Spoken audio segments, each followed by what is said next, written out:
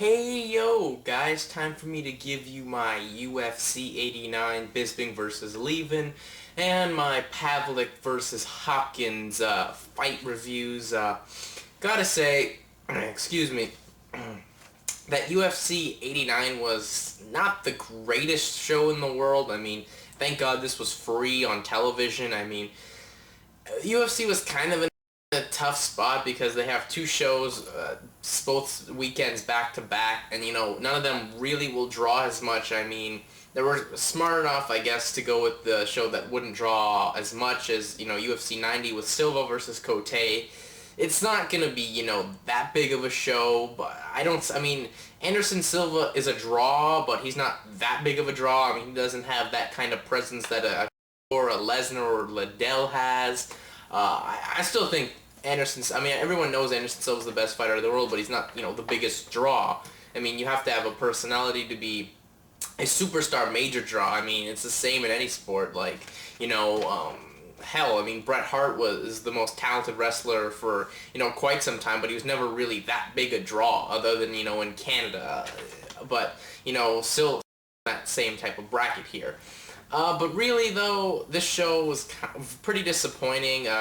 The main event was okay. I mean, I will give Bisping's props for, getting him to fight, making Leben fight his fight, which, was good. But overall, this just goes to show that, Bisping himself shouldn't headline any other pay-per-views. I mean, I think it was kind of proven at UFC 79 that Bisping shouldn't headline anything, really. Him and Evans shouldn't headline anything. They should be, undercard acts, mostly. I know that Evans is probably gonna maybe be a headliner. I'm not sure. I know he's getting a title shot. I can't remember at the top of my head which show he's getting at, but I mean, I don't think he's that big of a draw. I think that should be, second from top, but it's probably gonna be the main event, which, if Evans wins against Griffin, whoop-de-doo, good for him. But other than that, if I don't really see him getting past Forrest. I mean, I'm still not a doubter of Evans. I think Evans has the skills to get it done, but I just don't think he's gonna beat Forrest. But anyways, let's move on to this show here. We started out with the first fight, which was the welterweight bout between Marcus Davis and Paul Kelly. This fight was pretty good. I mean, it started off with, Davis just testing the waters out here, for the first 3 minutes. Then he got a takedown, which Kelly got right back up. And then, there was a nice big kick, high leg kick by Marcus Davis. And, that definitely, in my opinion, got him to win the round. Then the next round was more of the same, where, Davis got a takedown. Kelly eventually, switched out of it, did a nice job. Not fully out of it. Davis had to eventually got a guillotine on and got the win. You know what? Marcus Davis is an impressive fighter. I mean, he's still entertaining. I mean, it wasn't, the greatest fight in the world, but it was still, watchable. I mean, that's a good fight for Marcus Davis here. And, he's the guy you got to keep on these international shows if you keep asking me. I mean, the fans love him. And, this was an exciting fight. Now, it was a good showing by Kelly, especially when he was able to, get side mount there, or get out of side mount. Get out of Davis' side mount there. So that's all I'm saying. It was a good fight overall. Then we went on to the next fight, which was a welterweight bout between Chris Lytle and Paul Taylor.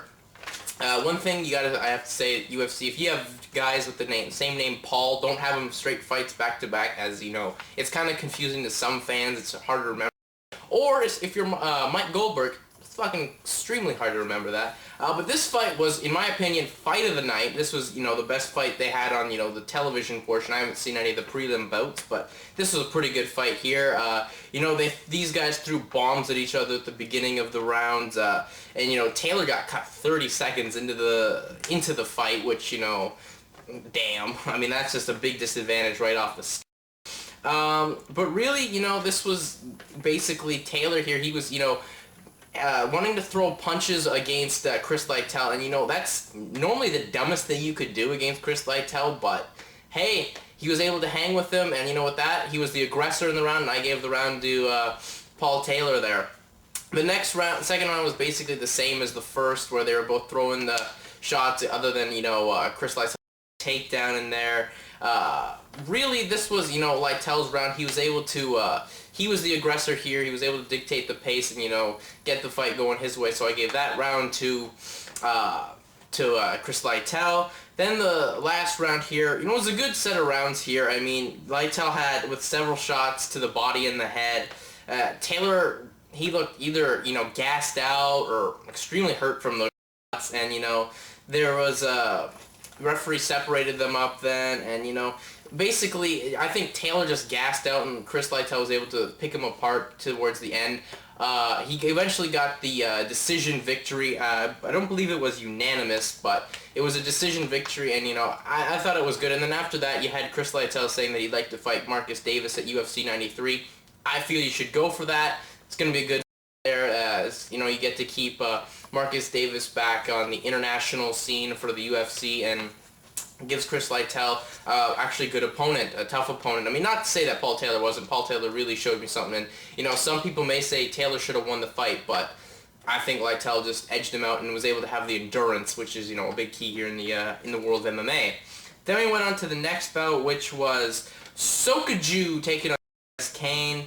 Really, this one, you know, Sokoudjou was looking good at in this fight. I mean, Kane was a good striker here, but it looked like, you know, there's chances for him to, you know, take shots right on Sokoudjou's bandaged knee, but it looks like he didn't want to. He wanted to prove what he could do to the striking. Sokoudjou looked really strong here. He actually seemed to be the better striker in the early portions of this round, you know, throwing good combinations and, you know, getting to distance. It wasn't that entertaining of a fight, but, you know, clearly this was a Sokoudjou round. You know, he was just out there much better striking. In the second round, there was a accidental low blow here, which, you know, got Sokoudjou time to rest because he had his hands real low here, which, you know, I mean, he was clearly gassed here or really tired early in the fight, which, you know, worried me about his cardio here, and especially when you have your hands that low. He's a striker with, you know, the striking abilities of Kane. That's just a no-no here. Basically, the second round was sort of the same. I mean, Sokoudjou was winning the fight. I mean, he was still getting the good striking in there. He had him up against the cage. And, you know, there was the low blow, which got him time to break. But then, you know, they were clinched. And, you know, Kane was just able to get a nice and a couple of shots when he grounded Sokoudjou. And, you know, he won the fight. He proved his striking, you know, even though it was from the ground worked. And, you know, hell, he can even throw some nice knees, which, you know, was impressive there. And, you know, Kane now looks like, you know, he should be a big contender here in the light heavyweight division, which is a good thing since I feel the UFC should keep growing with their talent there and make it be an endless pool of people to go up against here. And, you know, if you want to bring Anderson Silva back up to light heavyweight, go up against Luiz Kane there, a fellow countryman. Then we went on to the next light heavyweight bout, and man, was this a disappointing fight. It was Keith Jardine versus Brandon the Truth Vera. And as I stated in predictions, Brandon Vera in the big fight situations doesn't come through. He proved this here once again. I mean, come on. I mean, Vera got taken down right off the start. I mean, he did a pretty good job of, you know, keeping it on the ground, you know, having nothing really happen as he was shooting for the Kimura. But really, I mean, and he cut Jardine, you know, early, but he didn't do anything to capitalize on it. I mean, clearly Jardine won the first round. Really, Vera had his chance in there when he, you know, he rocked Jardine, and it looked like he had Jardine wobbled there. But Jardine just came back, rocked Vera of his own, and, you know, was able to hit some nice combinations to win the round. In the second round, you know, Vera had a leg kick to Jardine's injured knee, and he still couldn't capitalize on it. I mean, Vera, in my opinion, won this round by, you know, by wounding Jardine here, but he just still wasn't able to capitalize on it. And then the third round was just, you know, hard to. I mean, the injury here, I mean, it wasn't like anything that Jardine couldn't pull through, but man, it was tough. The fans weren't into this. They were booing. Really, Jardine just was able to, you know, get the victory, in my opinion. He was just still able to dictate the pace and, you know, come forward, be more of the aggressor in the final round. And he got the win there, and, you know, thank God he did. And this just proves, Vera, you just haven't proved anything. I mean, the commentary, they tried to put it over like Jardine was this underdog who, you know, I mean, one loss to Vanderlei Silva isn't that bad. It was, oh, he needs to get another decisive win. The man's beat the current light heavyweight champion Forrest Griffin and chucked the Iceman Liddell. think those are some pretty big victories, if you don't mind me saying. And then we went to the main event, which was Chris the Crippler Leben versus Michael the Count Bisping. Now, let me just say this. Bisping is Bret Hart scenario, as I already mentioned before. He can only be a main draw here in England. He proved that, you know, he cannot be on pay-per-view or anything, top card, anywhere on any other show, you know, in North America. Bisping in the UK, fine, because you're trying to push him, be this mega star, which, you know, he had looked impressive, but this was, you know, his worst fight, in my opinion, in middleweight. But, you know, then again, he was against a tougher opponent in Chris Leben. And I will not keep cutting up Bisping here. I thought he did a good job of trying to get Leben to fight his fight, but still, he even admitted that he wanted to keep it standing and, you know, get the decision victory. With that saying, you cannot draw on, you know, pay-per-view or be top event ever again. You can just be that undercard guy that puts on the exciting fight, or, you know, be your main event in England because the fans love you and, you know, you're the big draw in England, but still, disappointing fight overall. Other than that, you know, I mean, Bisping was able to, you know, keep him, Leben at bay. You know, Leben was the aggressor, but, you know, as I just keep stating, he was able to get him to fight his fight, pick his shots. You know, he cut Leben early. The second round, Leben was breathing, you know, he looked gassed, which wasn't that good, so I guess there goes so much for taking Chris Leben into the deep water. Leben would wake up towards the end of the rounds where he tried to get these big shots in there. Bisping won the first 2 rounds, in my opinion, and the third round was just, you know, Chris Leben got that one. You know, he was able to shoot the takedown and, you know, get some nice shots, and eventually he cut, I believe he cut Bisping either late second or early third. And then, you know, Leben then did the dumbest thing that I think may have maybe cost him. You know, some people may have thought he won the second round or whatever, and may have cost him the fight where he just stuck his chin out there. I mean, dude, you could get clearly tagged. I mean, Bisping's not going to knock you out, but, I mean, you would deserve it if you did that.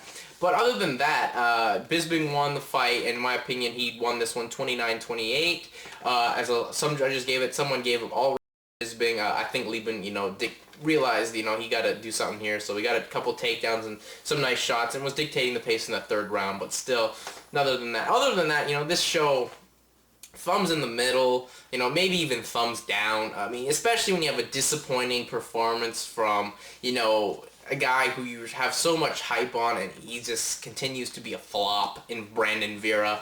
I mean, Bisping looked okay up against, you know, a tougher opponent, but, I mean, this guy's not going to be, you know, beat anyone like Dan Henderson or, God forbid, Silva. I mean, God forbid you put him against Anderson the Spider Silva. I mean, may God help us all.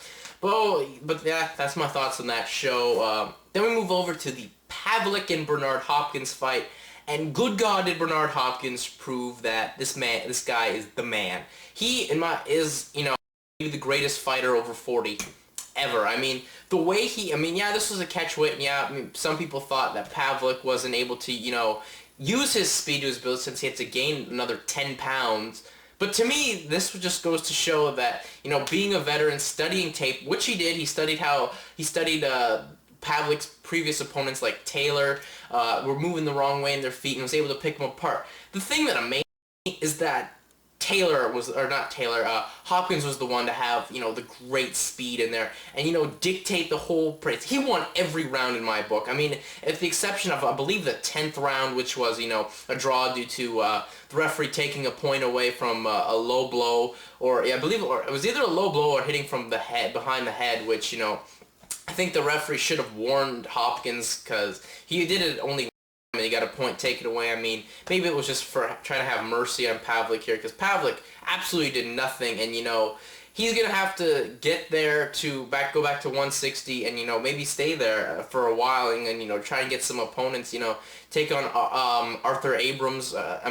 Abraham Abrams, because, you know, that's his only real qualified opponent to take on over in England, and, you know, he looked impressive in his fight, so Pavlik versus Abrams are going to be good. I mean, I don't really have anything to say other than Bernard Hopkins absolutely destroyed Kelly Pavlik. And, I mean, Kelly looked humbled by it. I mean, Bernard just proved all his critics wrong. This, to me, was bigger than when you had Bernard Hopkins beat Felix Trinidad back in 2001, which I mean, God, man, this was just an amazing, amazing fight for Bernard Hopkins.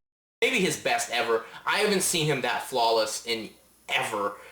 So congratulations to Bernard Hopkins, and he's now looking to get the winner of maybe a potential rematch with Joe Calzaghe, or hell, if Roy Jones Jr. gets the win November 8th against Calzaghe, we got Bernard Hopkins versus Roy Jones Jr. in the fight that could end both their careers, and that's how I see this one going.